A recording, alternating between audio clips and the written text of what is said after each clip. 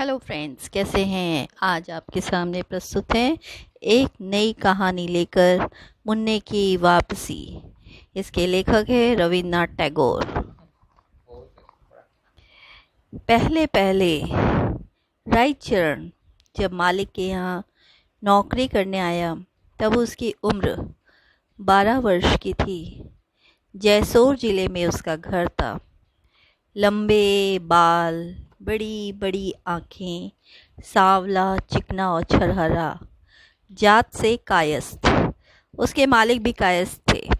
मालिक के 1 साल के बच्चे की देखभाल और पालन पोषण में सहायता करना ही उसका प्रधान कर्तव्य था। इस शिशु ने समय के साथ ही रायचरण की गोद छोड़कर स्कूल स्कूल छोड़कर कॉलेज, अंत में कॉलेज छोड़कर मुंसिफी में प्रवेश किया। रायचरण जब भी उनका नौकर था। उसके मालिक की एक और बढ़ती हुई है माँ जी घर में पधारी हैं। अतः अनुकूल बाबू पर रायचरण का पहले जितना अधिकार था, उसका अधिकांश ही नई मालकिन के हाथों में आ गया है। पर मालकिन ने जैसे रायचरण का पूर्वाधिकार घटा दिया है, वैसे ही एक नया अधिकार सौंप उसका बहुत कुछ पूरा भी कर दिया है। कुछ ही दिन हुए अनुकूल के एक पुत्र हुआ और रायचरण ने मात्र अपनी चेष्टा और अध्यवसाय से उसे पूर्ण रूपेण अपने वश में कर लिया है। वह उसे इतने उत्साह के साथ झुलाना शुरू करता है, उसे दोनों हाथ से पकड़कर ऐसी निपुणता के साथ आकाश में उछालता है, उसके मुंह के पास जाकर ऐसी आवाज़ के साथ सिर हिलाता रहता है, किसी उत्तर की प्रत्याशा न करके ऐसे सब बिल्कुल अर्थहीन असंगत प्रश्न सुन के लहजे में शिशु से करता रहता है कि ये छोटा अनुकूल वंशजात रायचरण को देखते ही एकदम पुलकित हो उठता है। और जब बच्चा घुटनों के बल रेंगता, अत्यंत सावधानी से चौखट पार करता और किसी के पकड़ने आने पर खिलखिलाहट भरी हंसी और किलकारी के साथ तेजी से किसी सुरक्षित स्थान में छिपने की कोशिश करता, तब रायचरण उसकी असाधारण चातुर्य और विचार शक्ति को देखकर चकित रह जाता। वो माँ जी के पास जाकर गर्व और विस्मय से कहता, माँ, तुम्हारा बेटा बड़ा होकर जज बनेगा और 5,000 रुपये रोजगार करेगा। दुनिया में कोई दूसरी मानव संतान इस आयु में चौखट लागने जैसी असंभव चातुर्य का परिचय दे सकती है? ये रायचरण की समझ से परे है। केवल भावी जज के लिए ही कुछ आश्चर्य नहीं। आखिर शिशु ने जब टलमला कर चलना शुरू किया तो वह आश्चर्यजनक घटना थी।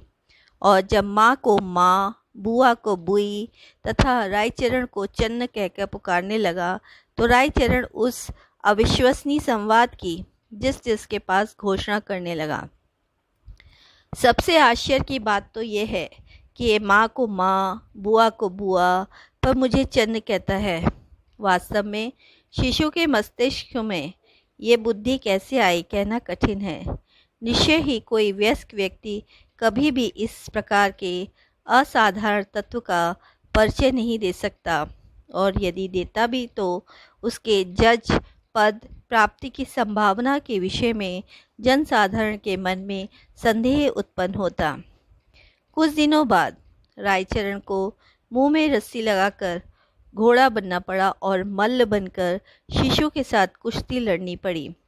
फिर पराभूत होकर भूमि पर धाराशायी न होने पर तो भारी विप्लव मच जाता। इसी समय अनुकूल बाबू की पद्मा नदी के किनारे वाले किसी जिले में बदली हो गई। अनुकूल अपने शिशु के लिए कलकत्ता से बच्चों की ठेला गाड़ी ले गए। साटिन का कुर्ता, सिर पर जरी की टोपी, हाथों में सोने के कड़े और पैरों में पाजे पहनाकर रायचरण राज नव कुमार को दोनों वक्त गाड़ी में हवा खिलाने ले जाते। वर्षा ऋतु आई। भूखी पद्मा अपने एक एक ग्राम में बाग बगीचे, गांव के गांव और शस्य खेत मुख में डालती चली गई। बालूचर के काम बन और बंझाऊ पानी में डूब गए।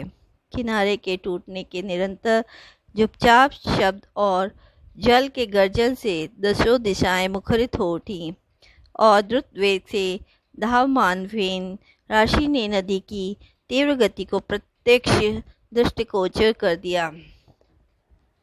अपराह्न में बादल छाए थे, लेकिन वर्षा की कोई संभावना नहीं थी। रायचरण के खपटी छोटे मालिक किसी भी तरह घर में रहना नहीं चाहते थे। गाड़ी में चढ़ बैठे। रायचरण धीरे धीरे गाड़ी ठेलता हुआ धान के खेत में नदी किनारे तीर पर आ पहुंचा।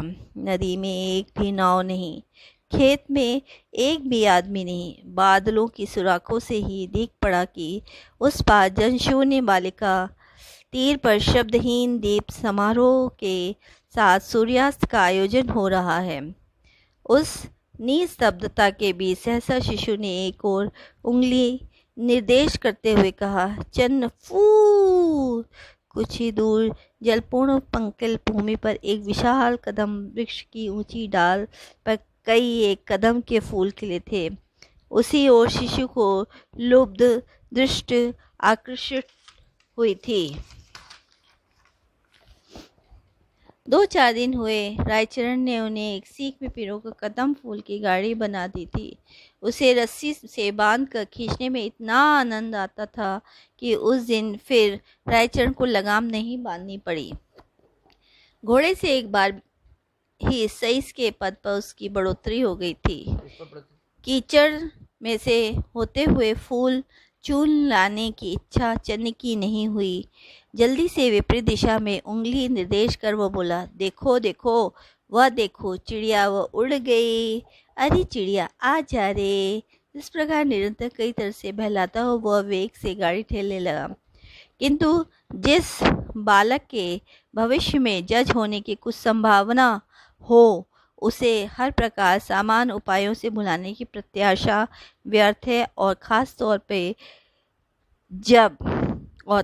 जबकि चारों ओर दृष्टि आकर्षण के लिए उपयोगी कुछ भी नहीं थी और काल्पनिक चिड़िया को लेकर अधिक समय तक काम नहीं चलना।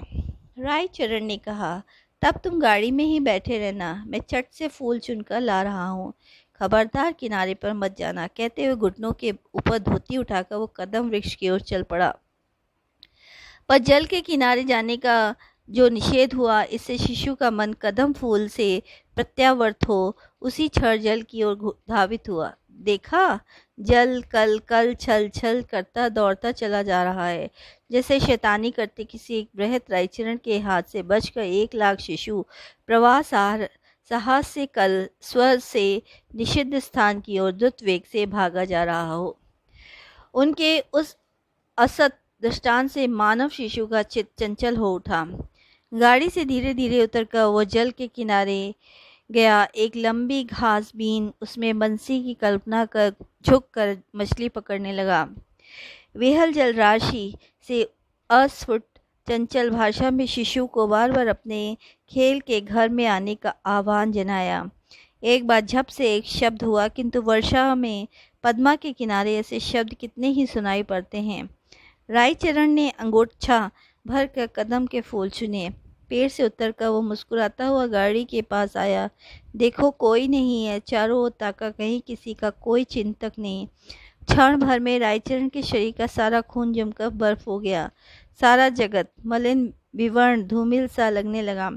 वो टूटे दिल से एक बार जी जान कर लगा चिल्ला उठा, बाबू मुन्ना, बाबू मेरे प्यारे भैया बाबू। किंतु चंद कहते किसी ने उत्तर नहीं दिया। किसी शिशु कंठ की शैतानी भरी हंसी भी नहीं सुनाई पड़ी। केवल पद्मा पूर्वत छल छल कलकत कर भागती जाती, जैसे वह कुछ भी न जानती और दुनिया भर कर इन तमाम साधारण घटनाओं की ओर ध्यान देने के लिए उसके पास जैसे एक क्षण का भी समय ना हो। संध्या हो जाने पर उत्कंठित जननी जी ने चारों ओर आदमी दौड़ाए।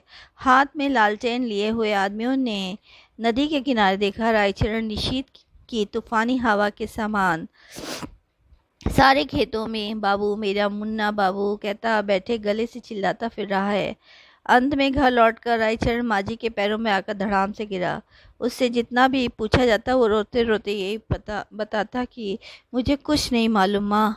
यद्यपि सभी ने मन ही मन समझ लिया कि ये काम पद्मा नदी का ही है, फिर भी गांव के पास खानाबदोशों के एक दल का समागम हुआ है, उनके प्रति भी संदेह दूर नहीं हुआ। और माता जी के मन में ऐसा संदेह उपस्थित हुआ कि शायद रायचरण ने उसे कहीं छिपा रखा है। यहाँ तक कि उसे बुलाकर ही बड़ी चिरौरी करते हुए बोली, तू मेरे बच्चे को लौटा दे, तू जितने रुपए चाहे मैं तुझे दूंगी। ये सुनकर रायचरण ने माथा पीट लिया। मालकिन ने उसे भगा दिया। अनुकूल बाबू ने अपनी पत्नी के मन से रायचरण के प्रति इस अनुचित संदेह को दूर करने की चेष्टा की थी। उन्होंने पूछा था, आखिर रायचरण ने ऐसा जघन्य अपराध किस उद्देश्य से किया होगा? मालकिन बोली, क्यों? उसकी देह पर सोने के गहने जो थे